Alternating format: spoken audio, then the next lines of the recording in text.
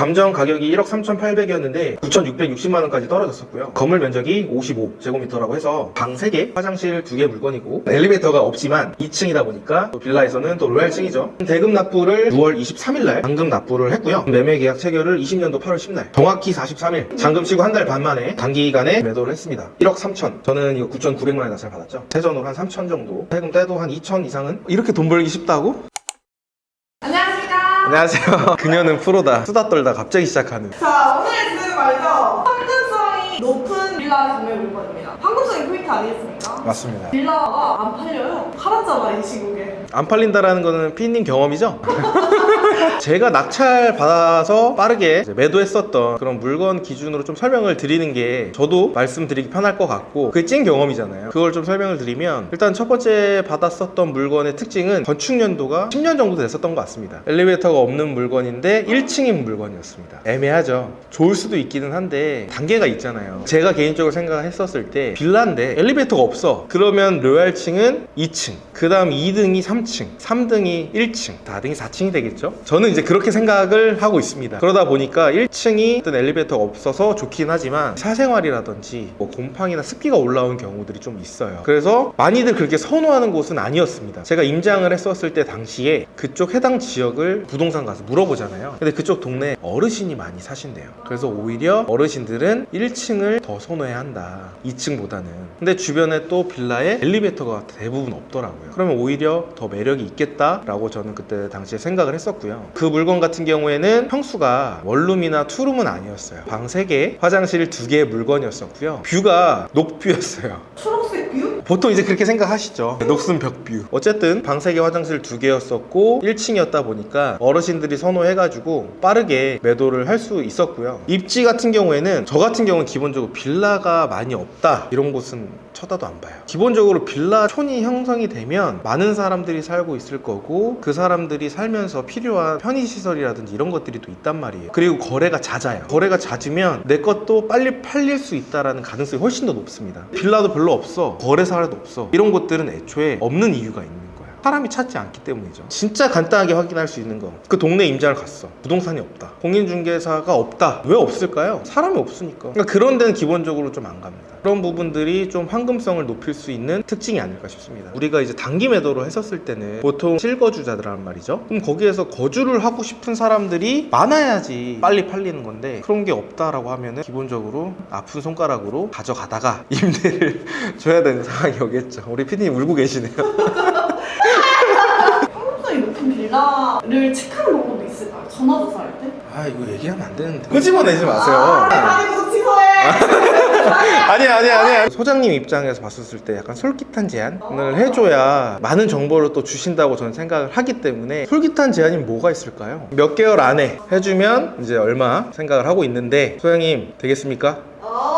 3개월 콜? 안 돼요? 4개월? 이런 식으로 좀 답변을 받아요. 그러면 약간 좀 여기 좀 빨리 안 되겠구나. 부동산 입장에서는 그걸 요구할 수 없어요. 우리가 주는 거는 상관없겠죠. 비용 처리할 때는 불리하긴 한데, 그런 부분들은 우리가 포기하고 빨리 파는 게 낫지. 절대 자기 입으로 얘기 안 해. 근데 누구나 받고 싶잖아. 내가 먼저 얘기하는 거지. 간지러움 내가 긁어주고 솔깃한 제안을 드리는 거지. 이거 정보도 없고 빨리 팔면 되지. 그리고 나서 딴 거 또 투자하면 되잖아. 눈앞에 있는 수익만 자꾸 보고. 그러면은 건물주님께서 간담회도 성공하신 사례 같이 한번 보면 좋을 것 같아요. 제가 낙찰 받았던 사례고요. 이거는 처음으로 이야. 낙찰 받았던 남양주 화도 묵현리에 위치한 빌라입니다. 제가 아까도 설명드렸지만 1층 물건이에요. 건물 면적이 59.85제곱미터라서 전용 면적으로 18평이 됐던 물건이고요. 감정가가 1억 4,300이었는데 7천만 원까지 떨어졌었죠. 그리고 나서 제가 9,500만 원에 낙찰을 받았습니다. 이게 20년도 5월 8일이에요. 9,500만 원에 5월 8일 날 낙찰을 받았고요. 6월 25일 날 잔금을 치렀습니다. 20년도 10월 8일 날 매매 계약 체결을 했습니다. 1억 2,300만 원에 매도를 했고, 기간은 약 3개월 정도 걸렸고. 첫 투자? 네, 첫 투자. 기분이 어땠어? 이렇게 돈 벌기 쉽다고? 누구는 이제 그러더라고요. 잔금을 치고 명도를 3개월 걸렸다 얘기하시는 분이 앞에 계시는데, 저는 잔금 치고 3개월 만에 매매 계약을 체결을 했다. 잔금 치기 전에 명도를 했더라고요. 첫 낙찰이었는데 운도 좋았던 것 같고요. 짜증나! 세금 때문에 얼마 정도 남았어요? 세금 띄고 뭐 한 2천 좀 안 되지 않을까요? 매매 사업자로 했으니까. 인테리어 안 했어요. 5월 7일 날 남양주 주변에 아파트를 제가 임장을 갔습니다. 근데 저희 집에서 남양주가 좀 거리가 멀어가지고 임장 끝나고 집을 가려고 하는데 좀 아까운 거예요. 그래서 차를 세워놓고 여기 주변에 물건 나온 거 없나? 찾다가 이 물건을 찾은 거예요. 그래가지고 바로 이쪽으로 달려갔습니다. 한 오후 5시 반? 공인중개사도 이제 문 닫기 전이었고 다음날 바로 입찰이었죠. 사장님한테 막 물어봤어. 뭐 얼마에 팔릴 수 있겠느냐 물어봤죠? 했더니 제가 생각한 것보다 금액을 너무 적게 얘기하시는 거예요. 이상하다. 손품을 팔았을 때는 이것보단 비싼데 그걸 다시 물어봤어. 거래 사례가 이렇게 있고 여기가 사이즈가 어떠어떠한데 정말 그 금액이 맞아요? 그랬더니 소장님이 당황하시면서 방이랑 화장실 몇 개예요? 이러는 거예요. 제가 도면을 보여드렸죠. 방 3개 화장실 2개입니다. 그랬더니 막 놀래시는 거예요. 어머나 이러시는 거예요. 그 전에 6팀이 왔다 갔대. 투룸 가격으로 얘기한 거. 하루 전이었고 이제 부동산 문 닫기 직전이었잖아.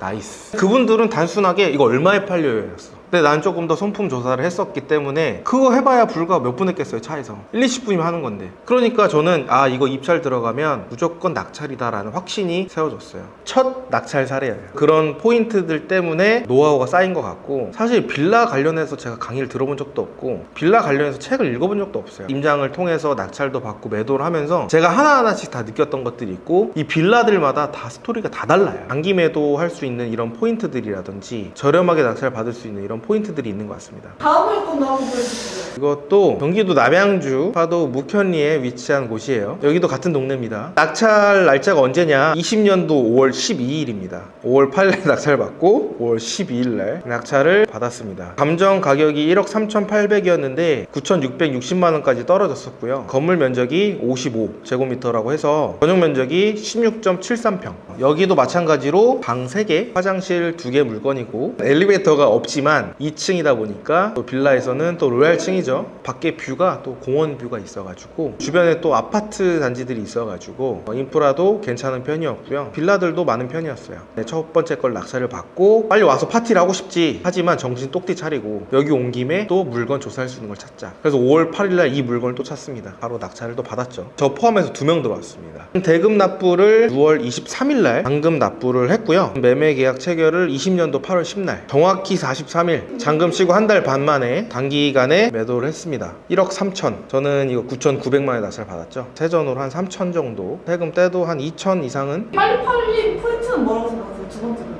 두 번째 물건은요, 인프라가 훨씬 더 좋았어요. 첫 번째 물건은 되게 좀 안쪽에 위치했던 물건이고 동네 자체가 좀 어르신들이 좀 많이 사는 동네다 보니까 젖었던 것 같고요. 여기 같은 경우에는 주변에 신축 빌라들이 좀 많아가지고 신축 빌라가 싸진 않을 거 아니에요. 좋은 데 가고 싶긴 하지만 경제적인 여건 때문에 어쩔 수 없이 다른 선택지를 갈 수밖에 없거든요. 합리적이고 가성비 있는 그런 빌라였던 것 같아요. 이렇게 제가 이제 말씀을 드리지만 결국에는 제가 5월 8일 입찰을 시작을 해가지고 한 달 만에 5개를 받았어요. 이렇게 첫 번째 걸 낙찰 받기 전까지도 한 10번 정도 떨어졌던 것 같아요. 그러면서 낙찰됐던 사례들을 보면서 이 사람은 어떤 생각을 가지고 이런 입찰가를 썼는지, 얼마에 팔린다고 하면 얼마에 남는 건지, 보통 사람들은 한 건 투자를 해가지고 얼마의 수익을 남기를 바라는 건지 체크를 했었던 것 같아요. 초반에 했었다가 바로 이제 또 다각으로 넘어가다 보니까 덩어리가 좀 커졌잖아요. 월세 수익도 나오고. 그러다 보니까는 이제 원래 안 했죠. 근데 이제 다가구 강의를 하다 보니까 전 투자금이 없어서 못해요 이런 얘기를 너무 많이 하는 거야. 그래요? 그럼 내가 한번 보여줄게. 이래갖고 제가 신탁 공모를 또 받았던 거죠. 근데 난 다주택자야. 어떡할 건데? 이렇게 얘기하시는 분들 있죠. 제가 예전에도 말씀드렸지만 공시지가 1억 이하짜리를 하시면 된다. 했더니 찾아보니까 별로 없던데요? 이런 답변이 좀 있었어요. 1번, 2번 낙찰 받았던 그 사례. 지금 공시지가를 보니까 첫 번째 물건은 공시가가 8,700, 두 번째 물건은 공시가가 9,900만 원입니다. 지금도 얘는 공시지가가 1억 이하다. 이런 물건은 지금도 많이 있습니다. 고생하셨습니다.